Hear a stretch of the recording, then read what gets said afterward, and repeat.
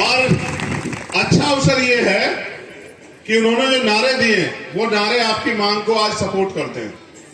उन्होंने एक नारा दिया है 100 में से 90 शोषित, शोषितों ने ललकारा है, धन धरती और राजपाट में 90 भाग हमारा। उन्होंने एक नारा और दिया है कि 100 पे 90 का शासन नहीं चलेगा, नहीं 100 पे 10 का शासन, 90 पे 10 का शासन नहीं चलेगा, नहीं चलेगा। लेकिन बुरा यह है कि उनके जाने के इतने दिन बाद भी आज भी 90% लोगों को इस देश में 10% लोग शासन कर रहे हैं। सबसे पहले तो मैं आपको धन्यवाद देता हूं, छत्तीसगढ़ के मेरे क्रांतिकारी भाइयों बहनों।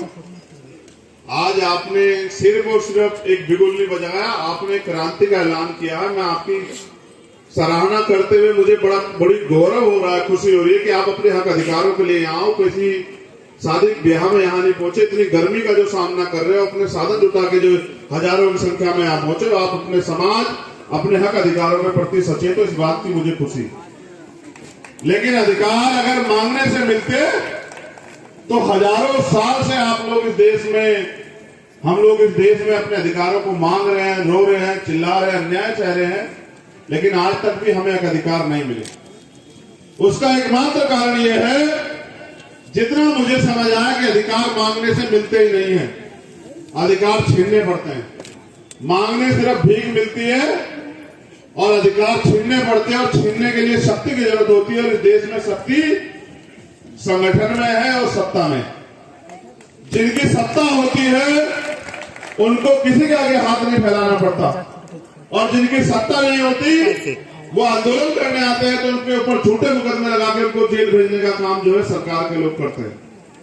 पूरे देश में घूमने के बाद मुझे ये महसूस हुआ, सरकार कोई हो, किसी पार्टी की हो, हर सरकार उस प्रदेश में रहने वाले कमजोरों के हक अधिकार छीनने को, डकारने के पीछे लगी हुई। मुझे खुशी इस बात की है कि बड़ी संख्या में अगर नौजवान साथी अपने हक अधिकारों के लिए संघर्ष कर रहे हैं तो हमारी माताएं बहनें भी पीछे नहीं है, वो भी बड़ी संख्या में यहां डटी हुई। इस बात से स्पष्ट होता है कि यहां क्रांति जो है वो शहर में या पुरुष वर्ग तक सीमित नहीं है। यहां क्रांति महिलाओं, बच्चियों, बहनों, यानी कि घर के चूल्हे तक जो है यहां क्रांति है। इसलिए आने वाले समय में यहां परिवर्तन सुनिश्चित है, यहां परिवर्तन को कोई नहीं रोक सकता। साथियों, जिस मांग के लिए आप यहां खड़े हैं वो मांग मुझे लगता है कि 4 साल पहले ही सरकार को पूरी कर देनी चाहिए थी, जैसा कि उन्होंने वादा भी किया।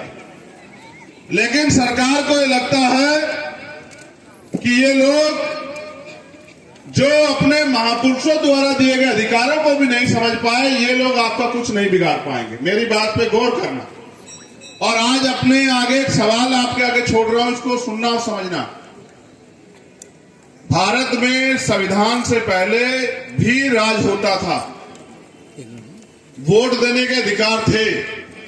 उससे पहले राजतंत्र भी था, मुगल काल भी रहा, ब्रिटिश भी आए, उससे पहले भी हुन, शक, यवन, तमाम लोगों का राज रहा। उससे पहले हमारे पुरखों का, बुद्धिस्ट महापुरुषों का भी राज रहा। लेकिन उस समय राज युद्ध होते थे, घोड़े पे, हाथी पे, बंदूकों से, तोपों से, तलवारों से, लाठियों से युद्ध होते थे, और तब जाके राज व्यवस्था बदलती थी। इस बात को समझते हुए बाबा साहब अम्बेडकर ने इस देश में जब लोकशाही के लिए प्रयास किया तो उनके मन में सपना था कि ये अधिकार जो हमारे लोगों को अभी तक नहीं मिले, जिनको मैं संविधान में तो लिखित कर रहा हूं, लेकिन ये मिलेंगे तभी जब हमारे लोग वोट की वैल्यू को समझ के और अपनी वोट का सही प्रयोग करके इस प्रदेश और देश में अपनी शासन सत्ता स्थापित करेंगे। सम्मानित साथियों, इस देश, पूरी दुनिया के सबसे बड़े लोकतंत्र में सबसे बड़ा मजाक ये है कि जितने परसेंट वोट से सरकार बनती है उससे ज्यादा परसेंट लोग वोट डालने ही नहीं जाते। अगर आपके याद हो, छत्तीसगढ़ की जो सरकार बनी होगी, वोटिंग परसेंटेज 60, 62, 65% रहा होगा। 60, 62, 65% लोगों ने वोट देके छत्तीसगढ़ में सरकार बनाई होगी और जिस पार्टी की सरकार बनी उनको 32, 34, 35% सरकार में मत मिला होगा एब्सोल्यूट मेजॉरिटी की सरकार बनाने के लिए। लेकिन आप महसूस करो कि जब 60, 62, 65% लोग वोट देके सरकार बनाते हैं और 32, 33% वोट लेके सरकार बनती है और 35% लोग वोट का प्रयोग ही नहीं करते। जब हम 35% लोग अपने वोट का प्रयोग ही नहीं करते तो हम इस बात की उम्मीद क्यों करते हैं कि इस देश में या इस प्रदेश में हमारे हिसाब से कानून बनेगा? भाई जिनकी सरकार है उनके हिसाब से तो कानून बनेगा। अगर आप अपनी वोट का सही प्रयोग करोगे तो वोट भी आज के समय में हथियार से कम नहीं है। आप बड़े से बड़े राजा को सड़क छाप बना सकते हैं अगर वो आपकी बात ना माने। इतना बड़ा अधिकार, ना खून बहता ना गोली चलती। बस आप अपनी वोट की ताकत को सही अगर पहचान जाओ। और उसके लिए माननीय काशी राम साहब भी छत्तीसगढ़ की धरती पे बहुत घूमे। उससे पहले बाबा साहब अम्बेडकर पूरे भारत में विचरण करते रहे और अपने लोगों को समझाते रहे कि वोट की वैल्यू को समझो। अगर आज आप यहां से संकल्प कर लो मेरे साथ कि 2 महीने या 1 महीने या 15 दिन जो समय आप तय करो, इस समय के अंदर अगर प्रदेश के मुख्यमंत्री हमारी मांगों को नहीं मानते तो जैसे हम रोटी कपड़ा मकान के लिए सुबह उठ के अपने घर से निकल के रोजगार के लिए घर से निकल के काम करते हैं, हम इस निकम्मी सरकार को गिराने के लिए गांव गांव जाके अपने लोगों को समझाने का काम करेंगे तो ये सरकार घुटनों में बैठ के आपके अधिकारों को देने का काम करेगी। अगर आप मेरी बात को मान लो, जितनी संख्या में आप अगर यहां पहुंचे हो, इतनी ही संख्या में अगर आप अपने हक अधिकारों के लिए जिस तरह आप धूम में बैठे हो, एक दिन भी अगर एक दिन का 1 घंटा भी अगर अपने लोगों के लिए काम करो और गांव गांव में जाकर निकल के बताओ कि सरकार ने हमसे गद्दारी की है, इस सरकार ने हमें धोखा दिया है, इस सरकार ने हमें लूटने का काम किया है, ये सरकार हमारी सरकार नहीं है, ये सरकार हमारा नाम हमारी वोट को ठगने के लिए लेती है, तो मैं गारंटी से कहता हूं कि यही मुख्यमंत्री, आप ऐसी सभा बुला लेना, आपकी सभा में घुटनों के बल चल के आके आपके अधिकारों की बात करने से पहले आपको अधिकार देने का काम करेंगे। मेरा आपसे वादा, अगर आप अपनी ताकत को समझो। हुआ क्या है कि हमने 75 सालों में सिर्फ नारे लगाए और हम लोग नारे लगाते हैं और चैन से पढ़ के सो जाते हैं। जो लोग राज करना चाहते हैं या जो लोग गुलामी की बेड़ियां काटना चाहते हैं या जो लोग हक अधिकार चाहते हैं, वो रात में चैन से पढ़ के नहीं सोते। साथियों, आज छत्तीसगढ़ में अत्याचार होता है, सरकार सबकी होती है, सरकार की जिम्मेदारी प्रदेश के हर नागरिक के प्रति होती है, फिर भी आप लोगों को रिपोर्ट लिखाने, गिरफ्तारी कराने के लिए धरना प्रदर्शन क्यों करना पड़ता है? आप सोचिए। उसका एकमात्र कारण यह है कि सरकार मुट्ठी भर लोगों की और सरकार मुट्ठी भर लोगों की है और मुट्ठी भर लोगों के लिए काम कर रही है, सिर्फ पूंजीपतियों की सरकार। इसी छत्तीसगढ़ में मेरे आदिवासी परिवार के लोगों के साथ जो अन्याय होता है वो भी हम लोग देख रहे हैं। कभी नक्सली के नाम पे, कभी उनकी जमीन लूटने के नाम पे, कभी उनके जो उत्पादन क्षेत्र है उनको कब्जाने के नाम पे उनके साथ जो अन्याय होता है वो भी इस प्रदेश में छिपा हुआ नहीं। लेकिन अभी हमारे वो परिवार भी वोट की ताकत को समझने के लिए तैयार नहीं हुआ। इस प्रदेश में 70-80% आबादी इस प्रदेश की वंचित वर्ग की है। मैं मुख्यमंत्री जी ने 27% पिछड़े वर्ग के भाइयों का आरक्षण दिया, इस बात के लिए उनका धन्यवाद करता हूं। उन्होंने 32% आरक्षण जो है आदिवासी भाइयों के लिए दिया, पुनः एक और बार उनका धन्यवाद करता हूं। लेकिन अगर वो इस प्रदेश के अनुसूचित जाति के लोगों के अधिकारों के साथ खिलवाड़ करते हैं तो फिर मैं उनके सामने आंख से आंख मिला के उनको जवाब देने के लिए भी तैयार हूं। फिर इसमें कोई समझौता नहीं। 75 साल की आजादी में जो कुछ थोड़ा बहुत हमें अवसर मिला है उसके बदौलत आज हम अपना मंच लगाने लगे। आज हमारे पास स्पीकर हैं, आज हमारी महिला नेता है, पुरुष नेता हैं, अपने हक अधिकारों के लिए लड़ते हैं। आज हम लोग डॉक्टर, इंजीनियर, आईएएस, आईपीएस, वकील, जज बन के कहीं ना कहीं प्रदेश की सेवा, देश की सेवा और अपने समाज को, अपने लोगों को आगे बढ़ाने का प्रयास कर रहे हैं। जो प्रयास अवसर हमें हजारों साल तक जो हमारे बंद करके रखे गए, रोक के रखे गए, आज जब वो अवसर हमें मिला है तो ये निकम्मी सरकार उन अवसरों को खत्म कर देना चाहती। इस प्रदेश के जो मुख्यमंत्री है, जो प्रदेश की सरकार है, उनके राष्ट्रीय नेता दिल्ली में खड़े होकर लोकतंत्र की हत्या के बड़े बड़े दावे करते हैं और वो कहते हैं हम संविधान को बचाने के लिए काम कर रहे हैं। वहीं उनकी यहाँ की सरकार हमारे लोगों के अधिकारों को कुचलने का काम कर रही है, हमारे लोगों के अधिकारों को निगलने का काम कर रही है, लूटने का काम कर रही है। ये दोहरी नीति देश में हम लोग नहीं चलने देंगे। ये बात इस कांग्रेस पार्टी के लोग अच्छी तरह से जान लें। आज दिल्ली में बैठ के कहते हो कि हम संविधान बचाने निकले हैं और आप छत्तीसगढ़ में यहां हमारे लोगों के अधिकारों को लूटने का काम करोगे तो आप फिर हमारे सामने के लिए भी तैयार हो जाओ। आज के इस झूठ को भी हम लोग बेनकाब करने का काम करेंगे। क्या छत्तीसगढ़ की कांग्रेस और दिल्ली की कांग्रेस अलग अलग है क्या? बताइए।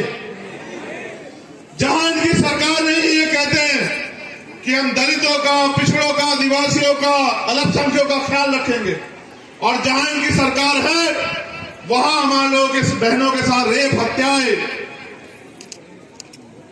हमारे अधिकारों पर कुठाराघात सब चल रहा है। बताइए, कास्ट सर्टिफिकेट बनाने के लिए हमारे लोगों को चक्कर काटने पड़ रहे हैं। फिर ऐसे मुख्यमंत्री है सरकार का हम लोग क्या करें?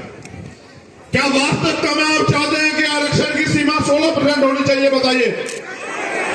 जो लोग चाहते हैं वो हाथ उठा के बताए, जो लोग चाहते हैं। क्या आप इसकी कीमत चुकाने के लिए तैयार हैं? क्या आपके अंदर जज्बा है कि आप अपने अधिकारों के लिए संघर्ष करो? क्या आप तैयार हैं सरकार को जवाब देने के लिए? बताइए, कितने दिन अपने आंदोलन को चला सकते हैं? बताइए। संयुक्त आवाज में बताइए। जो मैं पूछूंगा तो अपनी आवाज को उसके साथ हाँ ना में बढ़ाते रहिएगा। क्या 1 महीना आंदोलन चलाने की हिम्मत आपके अंदर है? क्या 2 महीने आंदोलन चलाने की हिम्मत आपके अंदर है? क्या 6 महीने आंदोलन चलाने की हिम्मत आपके अंदर है? क्या 1 साल आंदोलन चलाने की हिम्मत आपके अंदर है? बस यही बात खत्म हो जाती है। 1 साल आंदोलन चलाने की हिम्मत अगर आपके अंदर है तो मैं गारंटी से कहता हूं कि आप यहां से सिर्फ संकल्प लीजिए कि हम, मेरे हिसाब से 1 महीने से ज्यादा का समय मैं सरकार को नहीं देना चाहिए। इस मंच के माध्यम से मैं आप लोगों से पूछना चाहता हूं, क्या हम इस सरकार को 1 महीने ज्यादा का समय दें? जो काम 1 महीने में होना है वो 1 हफ्ते में नहीं हो सकता। हवाई बातों से कुछ होता नहीं। मैं पढ़ा लिखा वकील हूं। हर काम के लिए मैं ऐसा कोई कुछ नहीं करना चाहता कि हवाई बात हो, कहेंगे साहब आप भी जानते हो ही नहीं सकता था। इसके लिए एक अधिवेशन आएगा, अधिवेशन के साथ एक बिल आएगा, उस पर जो है वोट होगी, उस पर जो है अधिसूचना जारी होगी, तमाम चीजें होंगी। उसके बाद वो बहुमत से पास होगा तो कानून बनेगा, कानून बनेगा तो तब लागू होगा। तो मैं समझता हूं कि 1 महीने का समय बहुत है। आज क्या तारीख है? 2 फरवरी। हम लोग 1 महीने का समय यहां की सरकार को देते हैं। अभी अगर 1 महीने के बाद यहां की सरकार ने हमारी मांगे नहीं मानी तो बताओ कितने लोग 1 साल के आंदोलन के लिए तैयार हो? बताओ। नहीं, गौर करो। इतिहास गवाह कभी भेड़ बकरियां देश में नहीं जीती। जब युद्ध का मैदान सजता है कोई भेड़ बकरी नहीं घुसती है उसमें। जब युद्ध होता है तो हर आदमी अपनी तरफ से योद्धाओं को मैदान में उतारता है। बताओ उतारता है नहीं उतारता है? जिसके सीने में आग लगी है अपने महापुरुषों के अधिकारों को बचाने के लिए, उस बात को याद करते हुए कि जब इस देश का संविधान सौंपा गया तो बाबा साहब अम्बेडकर ने कहा था कि मुझे मेरे जाने के बाद बराबर मत समझना, जब तक इस देश का संविधान जिंदा है मैं जिंदा हूं। उस बात को याद करते हुए, बाबा साहब के कुर्बानियों को याद करते हुए, गुरु घासीदास जी का जो सपना था मन के एक समान, उसको याद करते हुए, अगर आपके दिल में आग लगी है, अगर आप चाहते हैं अपने अधिकारों को छीनना, तो फिर बताइए, अब हाथ उठा के बताइए दोनों आप कितने लोग हैं जो 1 साल आंदोलन के लिए तैयार हैं? जो लोग वहां छाव में खड़े हैं उनका गुर्दा मैं समझ रहा हूं कि उनकी कितनी हिम्मत है, वो कितने दिन आंदोलन चला। आप हाथ नीचे करो, देखो वो पहले से जान बचाने के लिए धूप छाव में खड़े हैं। आप लोग हाथ नीचे रखना, मैं उस पेड़ के नीचे खड़े हुए लोगों के हाथ एक बार देख लो, आप मत उठाना, यही पता लग जाएगा कौन मुंह दिखाने के लिए यार किसके दिल में आ गए। आओ आगे जरा, थोड़ा धूप का स्वाद चखो, आप भी आओ। ये मेरी माँ बहने बैठे, तुम लोग भी तो निगाह पूर्ण आओ जरा, आओ जरा निकल के आओ। मांगे से भीख मिलेगी, अगर लड़ना है तो मैदान में आओ। वहां खड़े होकर तमाशा क्यों देख रहे हो बताओ नौजवान साथियों? एक नारा दिया था मैंने और काशीराम ने, वोट हमारा राज तुम्हारा, नहीं चलेगा नहीं चलेगा। जिनका वोट है वो यहाँ मांगने के लिए आए छत्तीसगढ़ की राजधानी में। अगर अपनी वोट का सही प्रयोग कर लो, जिस मुख्यमंत्री से मांग रहा है ये मुख्यमंत्री आपसे मांगता हो घूमेगा कि हमें भी कुछ दे दो सरकार, हमारे अपनी ताकत को पहचानो। 1 साल के लिए तैयार हो चुके हो क्या बताओ? उठाओ दोनों हाथ, अगर 1 साल के लिए तैयार हो तो हम लोग, तो 2 मार्च तक हम लोग इंतजार करेंगे। अगर 2 मार्च तक हमारे अधिकार जो हमने मांगे रखे सरकार ने नहीं मांगी, तो फिर एक तिथि घोषित करके मैं खुद यहाँ आऊंगा एक प्रेस कॉन्फ्रेंस करके, और 15 दिन तक हम लोग पूरे प्रदेश में घूमते रहेंगे। और फिर एक ऐतिहासिक आंदोलन हम लोग यहाँ करेंगे और यहाँ से हम लोग घर भी जाएंगे। फिर एक पर्चा लेके पूरे छत्तीसगढ़ के गांव-गांव, कस्बा-कस्बा, शहर-शहर में घूम के इस सरकार के झूठ को बेनकाब करेंगे और निकम्मी सरकारों को सत्ता से बेदखल करने के लिए तुम मुझसे झूठा वादा तो नहीं कर रहे हो मेरे साथियों? बताओ, क्या तुम समाज के विश्वास के साथ विश्वासघात तो नहीं करोगे? बताओ, ऐसा तो नहीं होगा आज के आंदोलन के बाद आप घर में पड़ के सो जाओगे कि बस मुख्यमंत्री, ऐसा तो नहीं होगा? देखो मेरा एक अनुभव है, इस पे गौर कर रहा हूं, ये प्रैक्टिकल अनुभव है। अगर बच्चा ना रोए, मेरी माँ यहाँ बैठी है, तो बताओ माँ को एहसास हो रहा होता कि भूखा, ईमानदार से बताना। अगर बच्चा ना रोए तो माँ को एहसास होता कि भूखा है नहीं है? बताओ, जब वो रोता है तभी तो माँ को एहसास होता है भूखा है। अगर तुम अपने अधिकारों के लिए चिल्लाओगे नहीं, मांग नहीं करोगे, तो इस सरकार को नहीं पता लगेगा आपको अधिकार चाहिए। सरकारें तो चंद लोगों की होती है, चंद लोगों के लिए काम करती है, मैं पहले बता चुका हूं। ये भारत है, आजाद भारत। हम इस देश में गुलाम पैदा नहीं हुए, यहाँ बैठे सारे शख्स जो है गुलाम नहीं है। गुलाम की गुलामी की सोच होती है। हम इस देश में, हमारे बाबा साहब अम्बेडकर कह के गए कि जाओ अपनी घर की दीवारों पे लिख दो कि हम इस देश के शासक है। 75 साल हो गए, हम ना अपनी दीवारों पे लिख पाए, ना अपने दिल पे लिख पाए, और ना ही हम शासक बनना चाहते। जो शासक बनना चाहते हैं उनके अंदर आग होती है। अगर वो आग छत्तीसगढ़ में जिस दिन लग गई दिलों में, बहुजन समाज के लोगों में, गारंटी से कहता हूं कि आपको किसी आगे हाथ नहीं फैलाना पड़ेगा। मेरे साथियों, मेरी बात को याद रखिए। एक धोखा और है, आप लोग भी सुनो, गौर करो। इन्होंने आज के लोकतंत्र को इस तरह से लूट लिया कि पैसे वाला ही राजनीति कर सकता है। आप ये बताओ, बाबा साहब अम्बेडकर ने कहा कि आज मैंने रानी का पेट चीर दिया, आज के बाद राजा आप बैलेट बॉक्स से मतपेटी से तैयार होगा, यानी कि आप जिसको चुन के भेजोगे वोट के जरिए, वो आपका नेता बनेगा, वो आपके लिए संघर्ष करेगा। इस मंच पे बैठे लोगों में क्या कमी है जब आप पूंजीपति लोगों को, पैसे वाले लोगों को नेता बनाते हो? इस मंच पे बैठे गए लोगों में क्या कमी है आप बताओ? ये पूरे 5 साल आपके लिए सड़कों में संघर्ष करते हैं, हर कीमत चुकाने को तैयार है, जेल भी जा रहे हैं, मुकदमे भी झेले, लाठे भी खा रहे हैं। आप क्यों नहीं तय करते कि आपका नेता इनमें जो बैठे इन लोगों जैसा होना चाहिए? आप क्यों पैसे वालों को नेता बनाने के पीछे लगे हुए? अगर पैसे वालों को नेता बनाओगे तो पैसे वाले अगर चाहते तो देश में कोई गरीब नहीं रहता।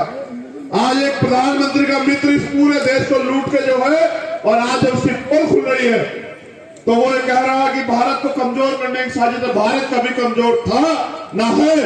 अगर भारत को कमजोर किया है तो आपके इस व्यवस्था ने, इस गैर बराबरी पर आधारित व्यवस्था ने किया, जिस व्यवस्था ने मेरे लोगों से हजारों साल तक लड़ने का, पढ़ने का, आगे बढ़ने का अधिकार छीन के रखा, और भारतीय संविधान ने अधिकार हमें दिया है। मैं यहां इस मंच के माध्यम से दिल्ली की सरकार को भी चेतावनी दे रहा हूं कि भारतीय संविधान के खिलाफ काम करना बंद कर दो। आप लोग याद रखना, अगर भारतीय संविधान पे आ जाएगी तो हम लोग अपने खून का एक कतरा भी है वो लुटाने से पीछे नहीं हटेंगे, भारतीय संविधान की रक्षा करेंगे। दिल्ली की सरकार भी सुन ले, लेकिन क्या तारीख तय की है बताओ? इससे ज्यादा बात तो वीडियो भी होती। नहीं, एक की आवाज इतनी है तुम्हारी। मुझे नहीं लगता कि ये आवाज मुख्यमंत्री तक पहुंच रही होगी, मुझे नहीं लगता। जोर से लगाओ आवाज। हमारे आखिरी चेतावनी का क्या दिन है बताओ? छत्तीसगढ़ में क्रांति का क्या दिन है बताओ? तो सरकार याद रखे, इंटेलिजेंस के लोग बता देना कि 2 मार्च तक आपकी और 3 मार्च के बाद हमारी आर पार की लड़ाई लड़ेंगे सरकार के खिलाफ, अगर हमारे अधिकार नहीं है। और अगर अधिकार दोगे तो जवान वाले तो भी आपका धन्यवाद जरूर करेंगे अगर आप हमारे अधिकार दोगे। राजनीतिक लड़ाई आपसे बाद में लड़ेंगे, आपका धन्यवाद देंगे अगर आप हमारे लोगों की मांग सुनोगे। लेकिन अगर नहीं सुनोगे तो इस बार फिर बड़े बड़े ताले और वो लगवा लेना, बैरिकेडिंग। इस बार आमना सामना वही होगा, मुख्यमंत्री आवास में मेरा वादा है। मुख्यमंत्री जी आपसे कोई चूक नहीं। लेकिन सम्मानित साथियों याद रखो, एक दिन में कोई लड़ाई नहीं जीती जाती। इतिहास गवाह है, एक दिन में कोई लड़ाई नहीं जीती गई। क्या इतना ही बड़ा समाज रहता है छत्तीसगढ़ में? ईमानदारी से बताना। तो यहां कौन लोग आए पता आपको? जो अपने महापुरुषों के लिए जी रहे, जिनके पेट में भले ही रोटी ना हो, जो भले ही यहां कड़ी धूप में बैठे, लेकिन उनके दिल में अपने समाज, अपने महापुरुष, अपने अवसरों के प्रति आग लगी। और जिस दिन इन गरीब के बेटों को आप लोग विधानसभा में चुन के भेजोगे, मैं जिम्मेदारी से कहता हूं कि यह आपको किसी के आगे जो है सर झुकाने के लिए मजबूर नहीं होने देंगे, मेरा वादा। आप भी समझो, ये जो धन तंत्र पे राजनीति हो रही है, ये हमारे जो वास्तविक राजनीतिक उद्देश्य है उसको कुचलने के लिए हो रही है। एक मंत्री जी है, मुझे बताया, यहाँ एक हमारी सम्मानित बहन बैठी है, कहते हैं वो कहते हैं कि जय भीम नहीं कहना। इस जय भीम ने तो हमें लड़ना सिखाया है। बताओ सिखाया नहीं सिखाया? बताओ। अगर सतनाम का नारा हमें शांति और अहिंसा की अपील करके संघर्ष करने कहता है, तो जय भीम का नारा हमें क्रांति के साथ संघर्ष करने की अपील करता है। और हम अपने अधिकारों के लिए हर कीमत, अरे सुनो मेरे समाज के लोगों, सुनो, अगर आपके घर में जानवर हो, उसको भी समय पे चारा ना मिले, वो भी चिल्लाने लगेगा।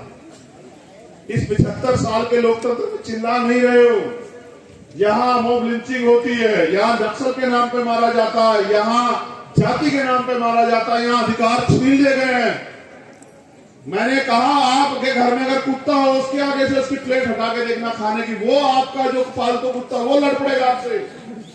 लेकिन हमारे लोग देखो कितने पालतू बने हुए हैं कि लड़ नहीं रहे हैं। तुम्हें लगता है कोई मसीहा आके तुम्हारे अधिकार देगा? अगर मसीहा पैदा होते तो बाबा साहब अम्बेडकर तुमसे नहीं कहते, बुद्ध तुमसे नहीं कहते अपना दीपक सुर बनो। मैं भी आपके जैसा इंसान हूं, आप लोगों ने मुझे यहाँ लाके खड़ा किया, मेरे पीछे बहुत बड़ा कोई सपोर्ट नहीं है, मेरी ताकत आप लोग हो छत्तीसगढ़ में। आप लोग ताकतवर हो, आप चाहो तो मिट्टी के आदमी को इतना ताकतवर बना दो कि वो प्रदेश की सीमाएं सील करा दो, और आप चाहो तो एक बहुत ताकतवर आदमी को इतना कमजोर कर दो कि वो अपने अधिकारों के लिए सड़क पे घूमता फिरे। आप अपनी ताकत को समझो सम्मानित लोगों, आप अपनी ताकत को नहीं समझते, इसका खामियाजा पूरे समाज को भुगतना पड़ रहा है। सोचो, अगर आपने पहले से ही फैसले लिए होते और आपका प्रतिनिधित्व यहाँ होता या आपकी सरकार यहाँ होती, तो जो हजारों बहनों की इज्जतों पे हमला हुआ, जो हजारों को मारा गया, क्या उनकी जान नहीं बच जाती? यह सवाल करा खुद से कि अगर हम लोग पूरी जिम्मेदारी से अपना काम कर रहे होते, बाबा साहब अम्बेडकर ने कहा पॉलिटिक्स द मास्टर की, कहा नहीं कहा, मैंने कहा है, बाबा साहब ने कहा, बताओ कि राजनीतिक सत्ता वो चाबी है जो आपकी सारी समस्या हल कर देगी। सोचो, आपकी सरकार होती है, आप 16% मांग रहे होते क्या? उसे भी छोड़ो। बाबा साहब ने कहा राजनीति में हिस्सेदारी ना करने का सबसे बड़ा नुकसान ये है कि अयोग्य लोग आपके ऊपर शासन करते हैं। आप बताओ, आप पढ़े लिखे सड़क पे घूम रहे हो 2000, 4000, 10,000 का रोजगार मांगते हुए, और यहां बैठ के जहां रोजगार दे जाते वहां क्यों नहीं आना चाहते भाई?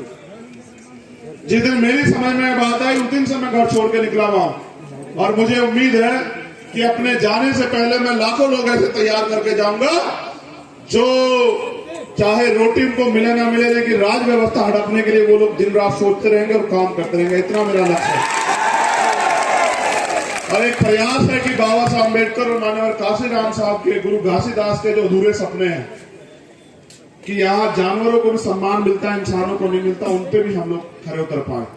अब हम लोग यहाँ की जो हमारी लीडरशिप है उनके नेतृत्व में जो उन्होंने तय किया है मार्च का है, जैसे भी अनुशासित तरीके से हम लोग